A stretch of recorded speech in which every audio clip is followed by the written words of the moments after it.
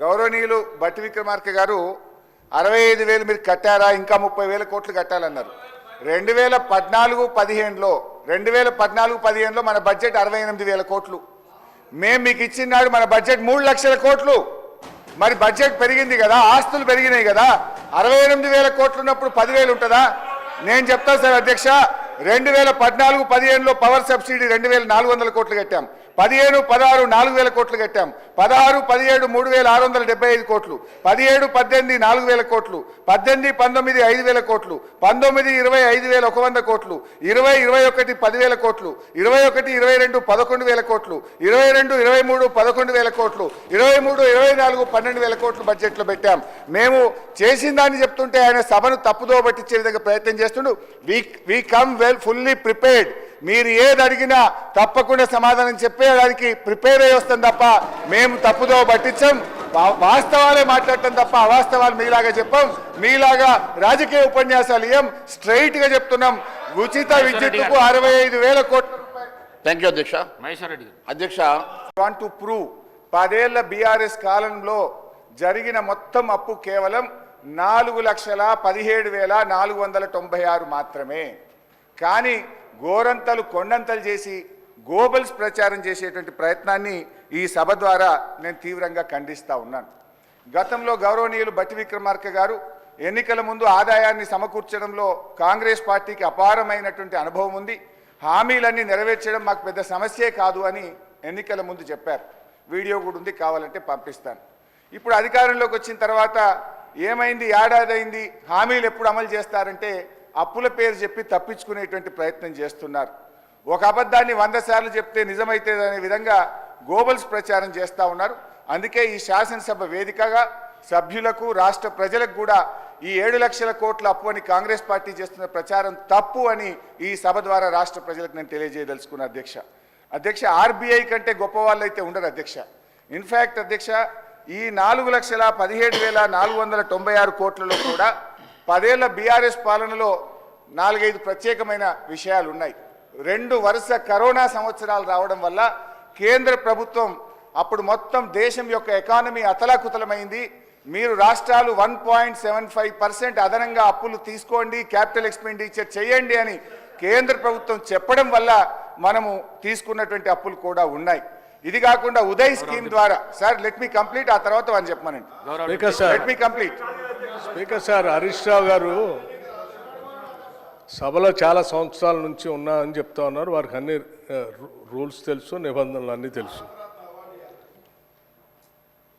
Question అవర్లో క్వశ్చన్ను అడుగుతారు, సమాధానం చెప్తాం. క్వశ్చన్ ఉంటుంది కానీ వారు డిస్కషన్ లాగా ఉపన్యాసం చెప్పుకుంటూ పోతా ఉన్నారు. మరి వారికి అనుభవం లేకనా, కావాలని సభను తప్పుదోవ పట్టించడం కోసం చేసే ప్రయత్నమా?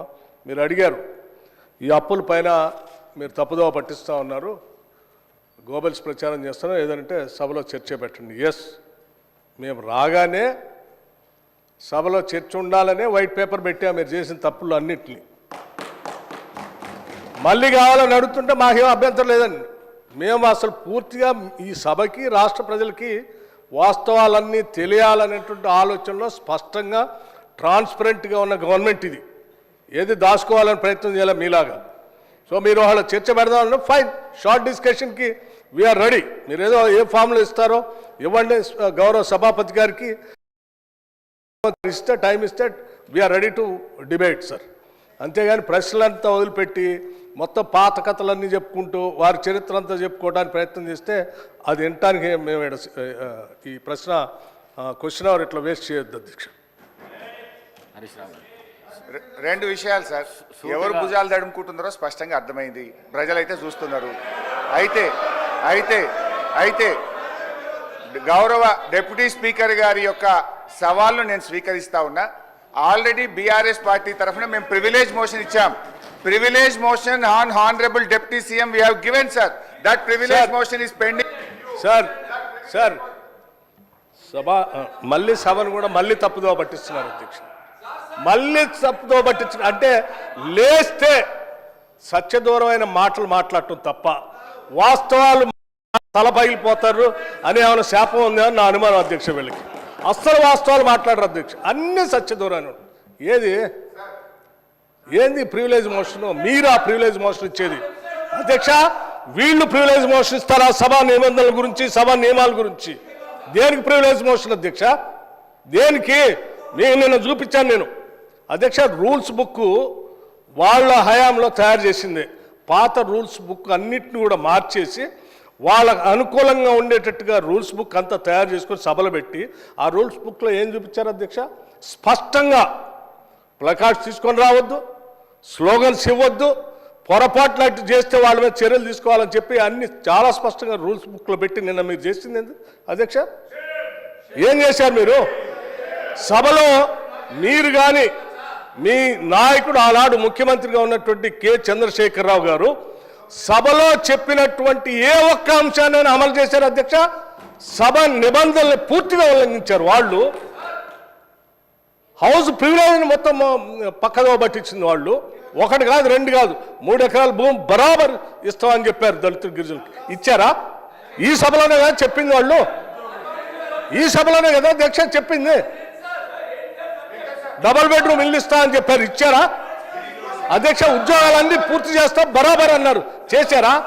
2 భిన్నమైనటువంటి డైలాగ్స్ నేను వినిపించగలను అధ్యక్ష. బరాబర్ ఉద్యోగాలు ఇస్తాం అన్నది ఒకటి, ప్రభుత్వంలో ఏడున్నాయి ఉద్యోగాలు, ఏడ తీసుకొచ్చిస్తామని అడిగింది ఇక్కడ నుంచే. సభ నిబంధనలు నియమాల గురించి ప్రివిలేజెస్ గురించి వారు మాట్లాడితే ఎట్లా అధ్యక్ష? వారు ఏమన్నారు? నేను ప్రివిలేజ్ ఇచ్చారట. ఎందుకు? సభ జరిగేటప్పుడట సభలో ఏంటి ప్రభుత్వానికి సంబంధించిన అంశాలన్నీ బయట మాట్లాడకూడదు కదా, మీరు ఎట్లా మాట్లాడతారు? ఏం అధ్యక్ష నేను మాట్లాడింది ఏంటి? మీరు తప్పుడు సమాచారం ఈ రాష్ట్రానికి అప్పుల పైన ఇస్తూ ఉంటే ఆ అప్పులకు సంబంధించి ప్రజలకు తెలియాలని చెప్పి 7,11,000 పైన ఉన్నటువంటి అప్పుల లెక్కలు బరాబరుగా చెప్తూ ఆ అప్పులు తీసే క్రమంలో మీరు చేసిన 26,000 కోట్ల అప్పుల్ని మేము తీర్చామని చెప్తూ, అట్లాగే రైతులకు ఇంకో 21,000 కోట్ల రూపాయలు రుణమాఫీ కింద ఆపు ఇచ్చామని అన్నప్పుడు ఒక జర్నలిస్ట్ అడిగాడు, అయ్యా రైతులకు భూమి ఉన్నటువంటి వాళ్ళు అందరికి ఇస్తున్నారు, బాగానే ఉంది, మరి అసలు మా భూమి లేని మా నిరుపేద ప్రజల కూలీలకు కూడా మీరు అప్పుడేదో ఇచ్చారు కదా, ఆమె ఇస్తా అన్నారా? 12,000 ఇస్తారంటే ఎస్ అవి కూడా ఇస్తామని అన్నాం. భూమి లేని నిరుపేద కూలీలకి 12,000 కూడా ఇస్తాము, అది ఒక జర్నలిస్ట్ అడిగిన దాని మీద ఇస్తామని చెప్పిన దాన్ని అది ప్రివిలేజ్ మోషన్. నిరుపేద కూలీలకి 12,000 మేము ఇస్తామని చెప్పినట్టు మాటను ఇస్తామంటే నీకు ఏమైనా ఇబ్బందా? కూలీలకి ఇవ్వద్దా? ఏంటి ఈ భూస్వాముల మనస్తత్వం? ఏంటా ఇబ్బంది? ఏం ఇబ్బంది అంటే దానికంటే ప్రివిలేజ్ మోషన్ ఇస్తారట. రైతు కూలీలకి 12,000 ఇస్తారా అని ఒక జర్నలిస్టు అడిగితే ఇస్తామని అన్నాం, అది ప్రివిలేజ్ మోషన్. రైతు కూలీలకు ఇస్తా అంటే ప్రివిలేజ్ మోషన్. ఇది ఎక్కడ ప్రివిలేజ్ మోషన్ అధ్యక్ష? ఇది ఎక్కడ ఉల్లంఘన? ఏ ఉల్లంఘన?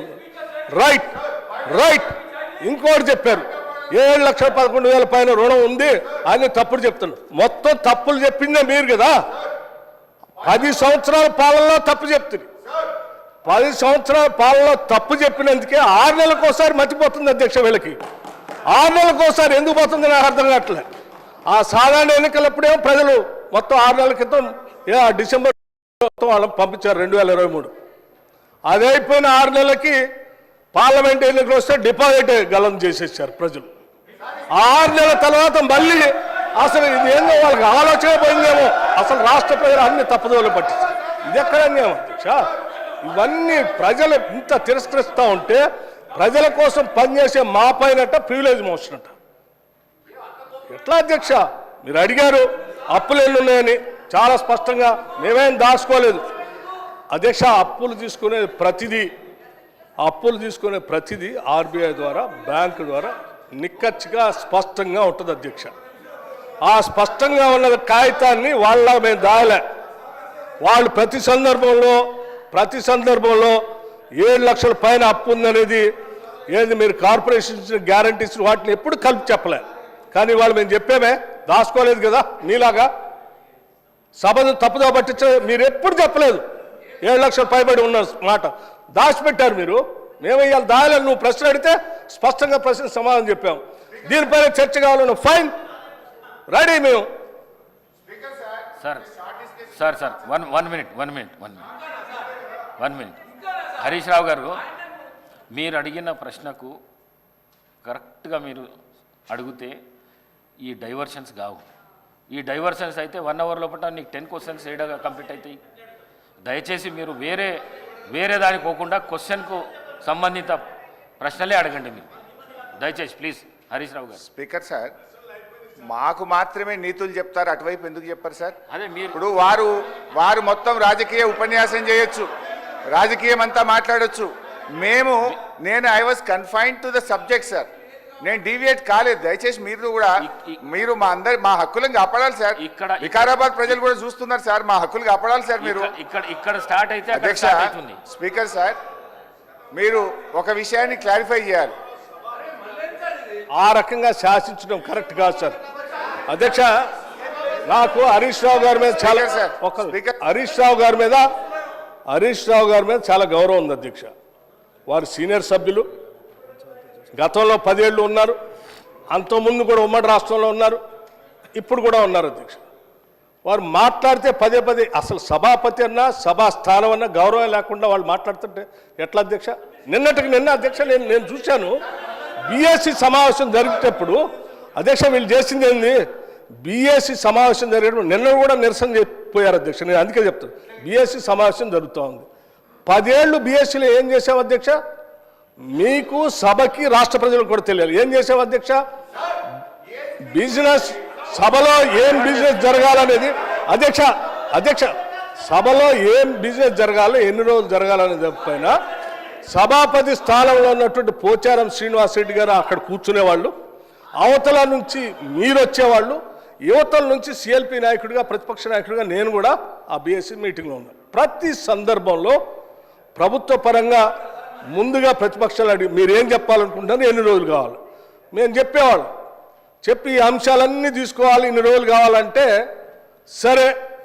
అప్పుడు గౌరవ ముఖ్యమంత్రి గారు చంద్రశేఖరరావు గారు కానీ లేకపోతే వారి తరఫున హరీష్ రావు గారు కానీ వచ్చి వాళ్ళు ఏం చెప్పేవాళ్ళు అధ్యక్ష, రైట్ చాలా సంతోషం, మీరు ప్రతిపక్ష పార్టీగా మీరు ఏ అంశాలు తీసుకోవాలనుకుంటున్నారో ఆ అంశాలన్నింటినీ గౌరవ సభాపతి గారికి ఇవ్వండి, ఎన్ని రోజులు నడపాలనుకుంటున్నారో అన్ని రోజులు కూడా రాసివ్వండి, మేము కూడా ఆ అంశాలన్నీ రాసిస్తాం.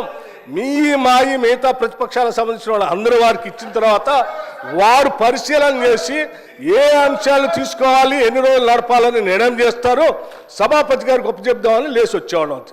లేదు నేను ఎక్కడ చెప్పాలంటే లేదు అట్లా కరెక్ట్ కాదు, సభాపతి గారు రాసిచ్చాం, వారే నిర్ణయం చేస్తారు, మనం అంతా సభ వారు చెప్పినట్టు నడవాలని ఫైన్ అని చెప్పి 10 ఏళ్ళు అదే నడిపాం అధ్యక్ష.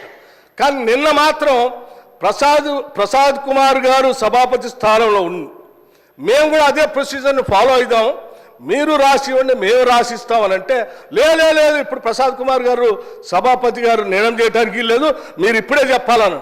అధ్యక్ష, సభాపతి స్థానం అప్పుడు అదే ఇప్పుడు అదే. అప్పుడు పోచారం శ్రీనివాసరెడ్డి గారు ఉన్నారు, ఇప్పుడు ప్రసాద్ కుమార్ గారు ఉన్నారు. సభాపతి స్థానం ఏం మారలేదు అధ్యక్ష, మనుషులు మాత్రమే మారారు. పోచారం శ్రీనివాసరెడ్డి గారు ఉన్నప్పుడు ఏ నిబంధనలు అయితే పాటిస్తున్నామో ప్రసాద్ కుమార్ గారు ఉన్నప్పుడు కూడా అదే నిబంధనలు పాటించాలి కదా. ఎందుకు మీరు దాన్ని వదిలేసి లేచి బీఎస్సీలో సభాపతిని మొత్తం అందరిని అవమానించేటట్టు కాగితాలు పడేసి బయటకు వెళ్తారు అధ్యక్ష? ఇదేనా సభాపతి స్థానానికి మీరు ఇచ్చే గౌరవం? ఏం ప్రసాద్ కుమార్ గారు స్పీకర్ కాదా? మనం 10 ఏళ్ళు పాటించింది మనం ఎందుకు పాటించట్లే? వీళ్ళు అటాక్ చేయడం కోసం ప్రయత్నం, ఇది కరెక్ట్ కాదు అధ్యక్ష.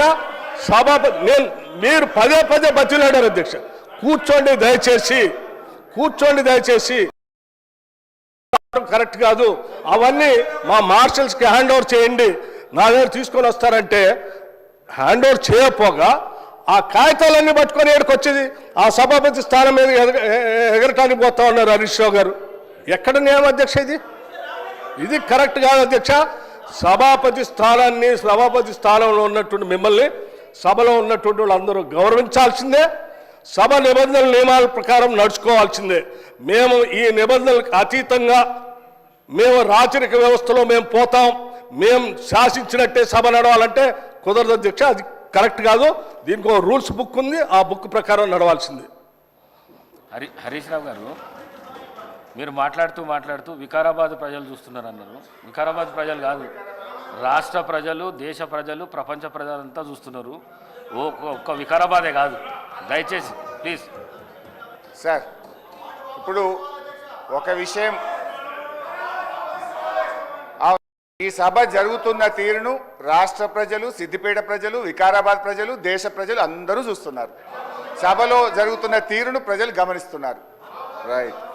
అధ్యక్ష, గౌరవ డిప్యూటీ స్పీకర్ గారు గతంలో సభ ఎట్లా జరిగింది, ఇప్పుడు ఎట్లా జరిగింది అని ఒక్క నిమిషం. I'm quoting rules book. Deputy CM అదే సారీ, సీఎం అవుతారేమో ఫ్యూచర్లో, మంచిదే కదా. We want him to become a CM. అయితే అధ్యక్ష హరీష్ రావు గారు మీరు మాట్లాడుతూ డిప్యూటీ స్పీకర్ అన్నారు. డిప్యూటీ స్పీకర్ కాదు, డిప్యూటీ సీఎం అని ఓకే, గౌరవ డిప్యూటీ సీఎం గారు ఇంతకుముందు వారు డిప్యూటీ స్పీకర్గా పనిచేసినారు. మాకు పాత మిత్రబంధం ఉంది వారికి నాకు. అయితే అధ్యక్ష గౌరవ డిప్యూటీ స్పీకర్ గారు డిప్యూటీ సీఎం గారు గతంలో ఇప్పుడు ఉన్న రూల్స్ గురించి మాట్లాడారు. I'm quoting rules book sir. Assembly rules number 86 paragraph number 232(2) public accounts committee గురించి. The committee shall have the power to indicate in the proposed timetable the different hours at which the various stages of bills and other business shall be completed. అంటే BAC కమిటీకి power ఉంది. Shell అక్కడ ఏమన్నది, shell have the power అని స్పష్టంగా చెప్పిండ్రు. BACలో ఏ బిల్లులు పెట్టాలి, ఎప్పుడు పెట్టాలని చర్చించిన తర్వాతనే పెట్టాలని రూల్స్ బుక్ చెప్తుంది. నిన్న నేను రూమ్లో కూడా మీ ముందు చెప్పింది కూడా నేను, సార్ బిల్లులు మాకు BACలో చర్చించకుండానే 2 బిల్లులు సభలో ప్రవేశపెట్టారు, ఇది తప్పు అని నేను రూల్స్ బుక్ ఆధారంగా మాట్లాడినా. నేను రూల్ మాట్లాడినా కానీ బట్టి గారేమో లేని ఆవేశం తెచ్చుకొని కాంగ్రెస్ పార్టీ చేసిన అప్పులు బయటపడుతున్నాయని చెప్పి సభను తప్పుదో పట్టించడానికి వారు ఉపన్యాసం చేశారు. నేను ఉపన్యాసంలోకి పోను, నేను అప్పుల గురించే మాట్లాడతాను. గౌరవ బట్టి విక్రమార్క గారు చెప్పిన లెక్క ప్రకారంగా 1,27,208 కోట్ల రూపాయలు ఏడాది కాలంలో కాంగ్రెస్ ప్రభుత్వం అప్పు చేసింది.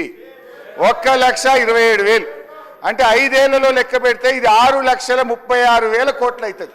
10 ఏళ్ల బీఆర్ఎస్ పాలనలో 4,17,000 అయితే మీరు 5 ఏళ్లలోనే ఈరోజు 6,36,000 చేయబోతున్నారు. తర్వాత ఇంకొక విషయం నేను మీకు ద్వారా క్లారిఫై చేయాలనుకుంటున్నా.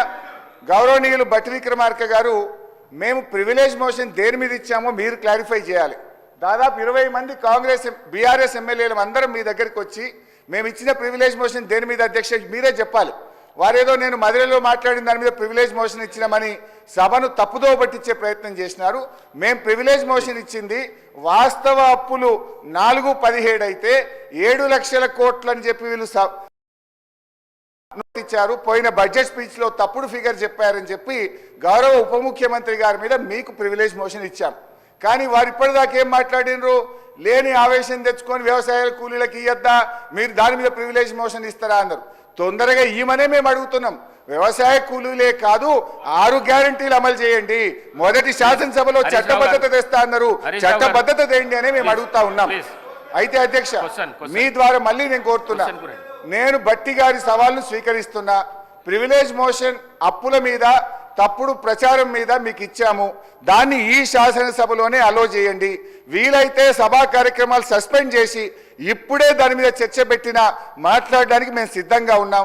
లేదు మీ కన్వీనియన్స్ ప్రకారంగా ఈ సమావేశాలు ముగిసే లోపు అప్పుల మీద మీరు చర్చ పెట్టండి. వాస్తవాలు రాష్ట్ర ప్రజలకు తెలవాల్సినటువంటి అవసరం ఉంది. దయచేసి మా ప్రివిలేజ్ మోషన్ను మీరు అలో చేయాలని చెప్పి మిమ్మల్ని కోరుతా ఉన్నాం.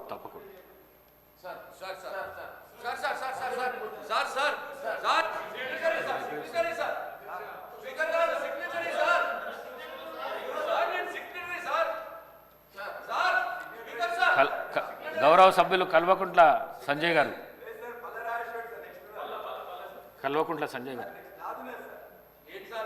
సార్